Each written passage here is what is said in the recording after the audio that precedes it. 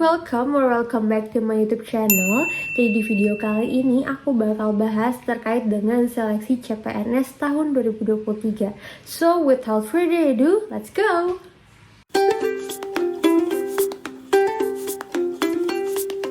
Oke, sebelum mulai aku mau disclaimer dulu kalau misalnya aku sendiri belum pernah menjalani tes CPNS secara pribadi, tapi cuma pernah ikut testan sebelumnya yang menurut aku itu agak similar ya untuk formasi soalnya. Dan yang kedua, pengetahuan yang aku share sekarang ke teman-teman itu berdasarkan dari website resmi pelaksana CPNS dan juga dari temen aku yang pernah mengikuti tes CPNS dan alhamdulillah lolos seperti itu. Dan di sini aku cuma bahas secara umum aja, aku nggak bahas jalur lainnya ya teman-teman. Oke, jadi yang pertama akan ku bahas yaitu terkait dengan timelinenya. Nah, di sini itu udah dimulai ya untuk pendaftaran seleksinya mulai tanggal 20 September sampai 9 Oktober nanti. Itu pertama kita seleksi administrasi dulu dan nanti untuk pengumumannya itu tanggal 13 sampai 16 Oktober. Nah, kemudian nanti akan ada SKD. Nah, untuk SKD-nya sendiri itu dilaksanakan dari tanggal 3 sampai 6 November. Itu nanti akan ada pengumumannya dulu, teman-teman dapat di mana untuk tesnya, waktunya kapan. Kemudian nanti tanggal 7 sampai 16 November itu pelaksanaan SKD-nya. Dan setelah lolos SKD, bismillah ya teman-teman, kemudian nanti akan ada pelaksanaan SKB di bulan Desember. Oke, nah nanti di Januari kalau teman-teman lulus SKD dan SKB itu akan ada pengumuman kelulusan tanggal 3 sampai 10 Januari. Selanjutnya yang akan ku bahas yaitu syarat pendaftaran umum. Nah, di sini teman-teman bisa lihat ya, aku list down dari nomor 1 sampai 9. Di sini aku mau highlight beberapa aja. Usia minimal 18 tahun sampai maksimal itu 35 tahun dan pastinya tidak pernah dipidana atau tidak pernah diberhentikan. Kemudian dan saat ini tidak berkedudukan sebagai CPNS, PNS atau prajurit TNI atau anggota kepolisian negara RI itu tidak boleh. Kemudian memiliki kualifikasi pendidikan sesuai dengan persyaratan jabatan. Kemudian sehat jasmani rohani sesuai dengan persyaratan jabatan dan dilamar. Dan yang terakhir bersedia ditempatkan di seluruh wilayah NKRI yang ditentukan oleh instansi pemerintah. Nah, ini kan cuma syarat umumnya aja. Teman-teman bisa cek untuk syarat khususnya di website resmi instansi terkait. Dan di sini setiap pelamar hanya dapat mendaftar satu formasi jabatan pada satu instansi dalam satu kali periode pendaftaran. Jadi teman-teman pastikan nih benar-benar yakin mana yang mau dipilih gitu ya untuk formasi jabatan dan instansinya di mana. Next, di sini aku punya alur pendaftaran untuk CPNS ya. Pertama yang pastinya teman-teman harus buat akun dulu di website sscsn.bkn.go.id. Nanti tinggal daftar aja dan mengisi data-data yang diperlukan. Kemudian nanti teman-teman bisa daftar formasi sesuai yang diinginkan dan nanti langsung seleksi administrasi oleh panitia penyelenggara. Kemudian dilanjutkan dengan seleksi kompetensi yaitu SKD dan SKB dan yang terakhir itu pengumuman kelulusan. Jadi alurnya seperti itu ya teman-teman. Oke, nah kalau misalnya teman-teman mau cek formasi jabatan dan instansi apa aja yang sedang buka lowongan, teman-teman bisa ke website sscsn.bkn.go.id. Kemudian teman-teman bisa cek aja di sini, pilih tingkat pendidikan sesuai dengan yang mau dicek apa gitu ya, sesuai dengan kebutuhan teman-teman. Nah, kemudian kita pilih pengadaannya yang CPNS, kemudian kita klik cari, nanti dia akan muncul untuk daftar formasi yang sedang dibuka. Ini ada informasi untuk jumlah kebutuhannya di sebelah kanan dan teman-teman juga bisa lihat nih untuk detailnya. Tinggal klik lihat aja. Nah, ini akan ada informasi lengkap terkait dengan formasi jabatan yang teman-teman pilih. Ini juga ada website instansi resminya, tinggal dibuka aja. Kemudian di sini juga ada persyaratan administrasi dan persyaratan jabatan. Jadi make sure teman-teman cek dulu nih persyaratan formasi jabatan yang teman-teman mau pilih. Di sini langsung ada klik daftarnya, atau teman-teman kalau mau lihat dari website resminya itu juga bisa dicek untuk mengetahui alur dan persyaratan lainnya.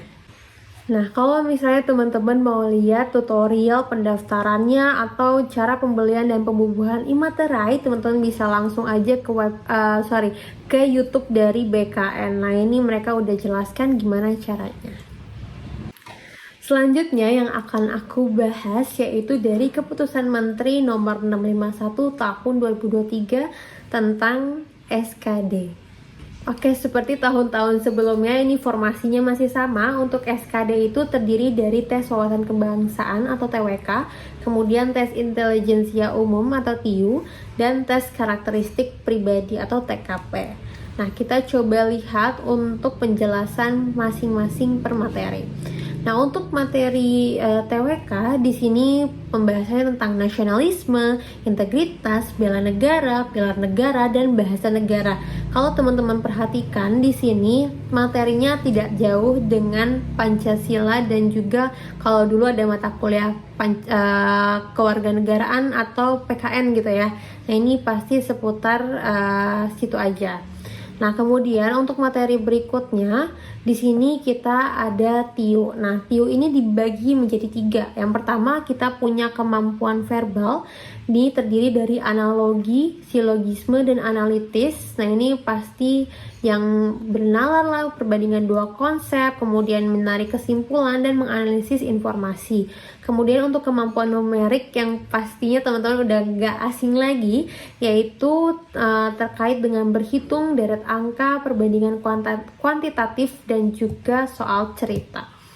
Nah, yang terakhir di TIU ini kita punya kemampuan figural yang tentang gambar-gambar nih, yang teman-teman pasti suka, yaitu ada analogi, perbandingan dua gambar, kemudian kita lihat ketidaksamaan, dan kita melihat serial atau pola hubungan dalam suatu gambar.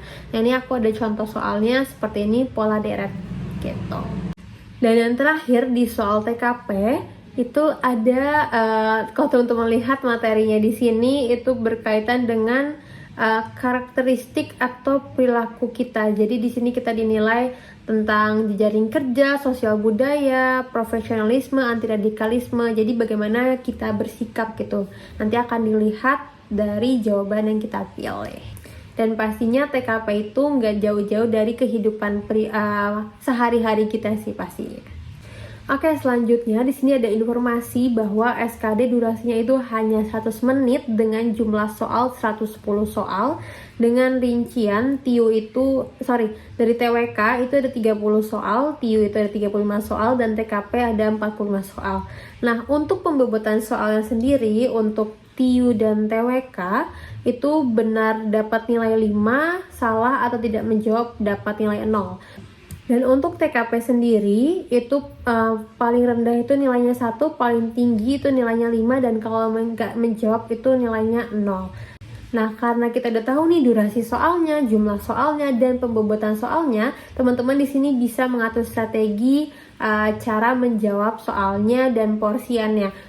Dan kalau dilihat dari pembobotan soalnya, lebih baik itu menjawab semuanya dibandingkan tidak menjawab, karena walaupun salah itu kita skornya tetap 0.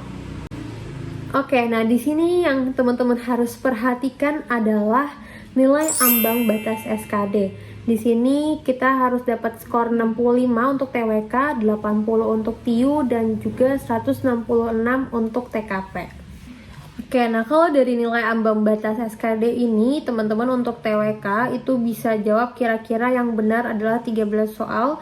Kemudian untuk TIU itu yang benar semua 16 soal. Dan untuk TKP itu minimal kita dapat skor 5 untuk 35 soal. Itu udah memenuhi semua nilai ambang batasnya. Oke, mungkin sekian informasi yang bisa aku sampaikan di video kali ini. Semoga teman-teman lolos untuk seleksi administrasinya. Yang penting itu sesuai aja dengan persyaratannya, dan juga perhatikan format filenya jangan sampai salah gitu.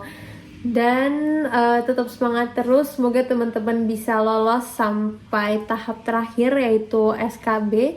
Dan nanti nextnya aku mungkin akan share beberapa latihan soal untuk SKD.